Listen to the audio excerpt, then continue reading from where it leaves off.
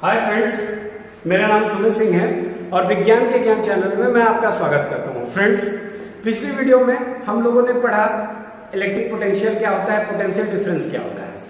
हमारी अगली टॉपिक है इलेक्ट्रिक करंट क्या होता है। इलेक्ट्रिक करंट को हमने इंट्रोडक्शन में जाना कि flow of electrons in a conductor, किसी भी कंडक्टर में। मान लीजिए कंडक्टर का मतलब आप जान के वो मटेरियल जिसमें से इलेक्ट्रॉन्स फ्लो हो सके। तो किसी कंडक्टर्स में जब चार्ज जो होता है एक जगह से दूसरी जगह तक पास करता है, फ्लो ऑफ इलेक्ट्रॉन्स लगातार जारी रहते हैं, उसे हम इलेक्ट्रिक करंट कहते हैं। फ्रेंड्स, पहली चीज, कई कॉम्पिटिशंस में रिसेंटली अगर मैं अपने अनुभव के आधार पर बताऊं तो सीटेट में भी इस तरह के प्रश्न पूछे गए हैं, सुपर टेट में यानी कि टीचर्स के एग्जाम में, इवन और भी रेलवेज में कई जगह ये पूछे जाते हैं कि इलेक्ट्रिसिटी को मापने के लिए कौन सा इंस्ट्रूमेंट यूज किया जाता है। तो हमारा जवाब होगा एमीटर।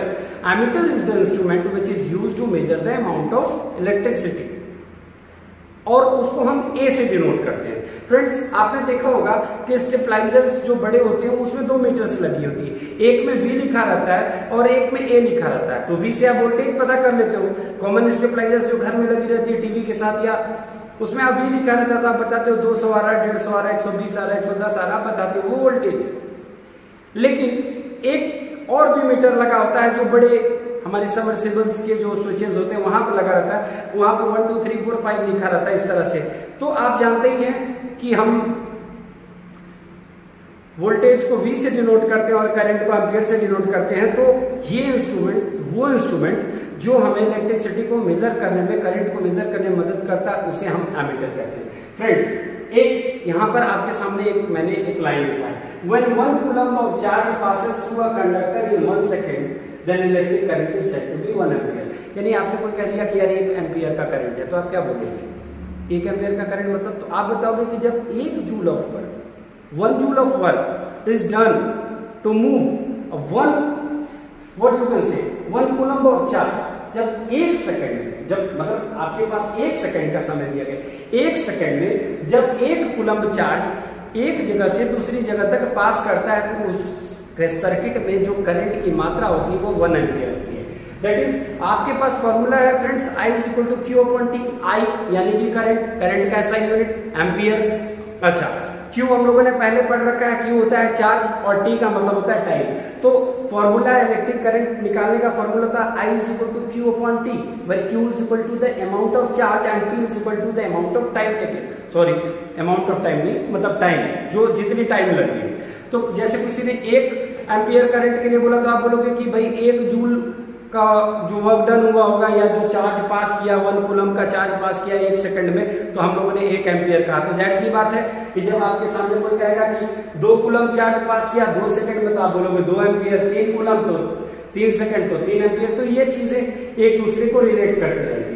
फ्रेंड्स, आपके सामने एक प्रश्न मैंने अभी लिया है और मैं उसको आपको करके दिखाया, आप उसको देखें। An oven draws a current of 0.50 ampere from for 30 minutes, यानी कि 30 मिनट के लिए। आपकी मम्मा किचन में जाती हैं, आपने कहा कि मम्मा ये बेकरी का सामान जो भी आप लाए हैं, जो केक बनाए, आपने जो पेस्ट्री बनाई, आपने कहा मम्मा इसको ओवन में 30 मिनट्स के लिए डाल दीजिए, आप उसमें रख दीजिए। तो 30 मिनट के लिए जब मम्मा आपकी जाती हैं, आपकी माता जी किचन में पहुंचती हैं और उस बेकरी के सामान को या उस पेस्ट्री को उस ओवन में जाती हैं और 30 मिनट्स के लिए सेट कर देती हैं, और मान लीजिए कि वो ओवन जो है वो 0.50 एम्पियर का करंट ड्रॉ करता है। 0.50 मतलब 0.50 एम्पियर का करंट वो पास कर रहा है, वो मतलब यूज कर रहा है। और कितने देर के लिए? तो 30 मिनट्स के लिए। आपसे किसी ने पूछ दिया तुरंत, calculate the amount of electric charge, कितना अमाउंट में इलेक्ट्रिक चार्ज पास हुआ होगा। वो सामान जो 0.50 एम्पियर का करंट ड्रॉ कर रही है 30 मिनट तक लगातार, और किसी ने पूछ दिया कि अमाउंट ऑफ चार्ज बता दो, तो बेटा कितना चार्ज मूव किया होगा, भैया कितना चार्ज मूव किया होगा। तो I is equal to Q/T। I कितना दिया हुआ है हमारा 0.50 एम्पियर, Q क्या है वही तो निकालना है, और T क्या है हमारे पास दिया 30 मिनट्स। तो पहले तो हम 30 मिनट्स को सेकंड में चेंज कर लेंगे प्रॉपर सिस्टम में। तो हम मिनट को सेकंड में चेंज करने के लिए क्या करेंगे, इंटू 60। तो यहाँ पे 30 मिनट्स है, तो 30 मिनट्स को 30 इंटू 60 कर देंगे, तो हो जाएगा हमारा 1800 सेकेंड्स। आप यहाँ देख सकते हैं 30 मिनट्स को हमने 30 इंटू 60 किया है, ये बन गया हमारा 1800 सेकेंड्स। इसके अलावा हमारे पास करंट जो है I जो है वो 0.50 एम्पियर है। Q हमें कैलकुलेट करना है, तो फॉर्मूला से I is equal to Q upon T, उसी तरह से I की वैल्यू हमने पुट कर दी 0.50, Q मालूम नहीं है और T हमारे पास 1800 सेकेंड है, तो Q is equal to cross multiply हो जाएगा I इंटू T, तो I की वैल्यू है 0.50 एम्पियर और टाइम हमारा 1800 सेकेंड, तो कैलकुलेट करके 900 कूलम आएगा। आप बताओगे कि आपका जवाब होगा कि 900 कूलम जो होगी वो अमाउंट ऑफ इलेक्ट्रिक चार्ज होगी जो रिक्वायर्ड होगी जब कोई सामान, कोई भी, चाहे ओवन हो या वहां पर कुछ भी हो, अगर वो 0.50 एम्पियर का करंट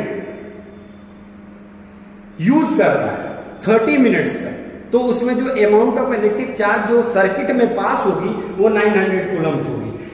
फ्रेंड्स, यहाँ पे हम इस क्वेश्चन को बदल के भी देख सकते हैं। हो सकता है कि ओवन की जगह रेफ्रिजरेटर रख दे और करंट वहां पर हो जाए 5 एम्पियर या 10 एम्पियर हो जाए, और ये टाइमिंग कर दी जाए आपको 2 आवर्स के लिए कि 2 घंटे तक फ्रिज चलाया ताकि हमें आइसक्रीम बनानी थी। हमने आइसक्रीम बनाने के लिए फ्रिज के फ्रीजर में जाकर के जो भी हमने सामान मसाले उसके जो भी बनाने की प्रक्रिया होती है हमने किया, और फ्रिज को हमने 2 घंटे तक खुला छोड़ दिया, 2 घंटे तक। तो 2 घंटे में कितने 120 मिनट हुए, तो 120 मिनट को सेकंड में चेंज करने के लिए 60 से मल्टीप्लाई कर देंगे आप। जैसे ही 60 से मल्टीप्लाई करेंगे आपका 72,100,000 जो भी पता नहीं सॉरी, लेकिन आप यहां पे मैं कैलकुलेशन की बात कर रहा हूं कि आप पहले क्या करेंगे, उस मिनट को चेंज करेंगे, मिनट को चेंज करेंगे सेकंड में। आपको मालूम है कि वो 5 एम्पियर का करंट ड्रॉ कर रहा है, तो 5 एम्पियर आपको पता है, आपको बड़े आसानी से आपको ये पता पड़ गया कि उसकी टाइमिंग जो है वो आधे घंटे के लिए या 1 घंटे के लिए या 2 घंटे के लिए। आपके पास I भी है और आपके पास T भी है। केवल आपसे इतना पूछा गया प्रश्न कि कितनी अमाउंट ऑफ इलेक्ट्रिक चार्ज उस सर्किट में से पास कर रही है। तो अमाउंट ऑफ इलेक्ट्रिक चार्ज पास करने का, निकालने का तरीका सीधे सीधे हो जाएगा फॉर्मूला के हिसाब से I is equal to Q upon T, तो Q is equal to I into T, तो I is equal to current and T is equal to time, तो करंट और टाइम दोनों को मल्टीप्लाई कर देंगे तो अमाउंट ऑफ चार्ज हमारा निकल जाएगा। फ्रेंड्स, ये बहुत इंपॉर्टेंट क्वेश्चन है, हमें बहुत सारे क्वेश्चंस करने हैं। मैं फिजिक्स में अपनी तरफ से इस चीज का प्रयास कर रहा हूं कि मैं जो भी टॉपिक आपको बताऊं उससे रिलेटेड मैं क्वेश्चन आपको कराते हुए आगे बढ़ूं ताकि आप क्वेश्चन कर पाए। और फ्रेंड्स, ये मेरी आपसे दरख्वास्त है, एक रिक्वेस्ट है, एक विनम्रता पूर्वक आग्रह है, एक हम्बल रिक्वेस्ट है आपसे कि पढ़ते वक्त क्वेश्चंस को ना छोड़ें। सिर्फ टॉपिक्स की रीडिंग देने से फिजिक्स सॉल्व नहीं होता, फिजिक्स को कॉन्सेप्ट चाहिए, और कॉन्सेप्ट आपकी तभी क्लियर होगी जब आप उस फॉर्मूला से रिलेटेड क्वेश्चंस करेंगे। तो फ्रेंड्स, आपसे रिक्वेस्ट है कि आप अभी इस वीडियो को देखने के बाद प्लीज कुछ क्वेश्चंस करें, और अगर कोई डाउट हो तो आप कमेंट सेक्शन में मुझे जरूर बताएं। फ्रेंड्स, अगर आपको मेरा ये वीडियो पसंद आया हो तो मेरे चैनल को लाइक करें, शेयर करें, सब्सक्राइब करें। Thank you.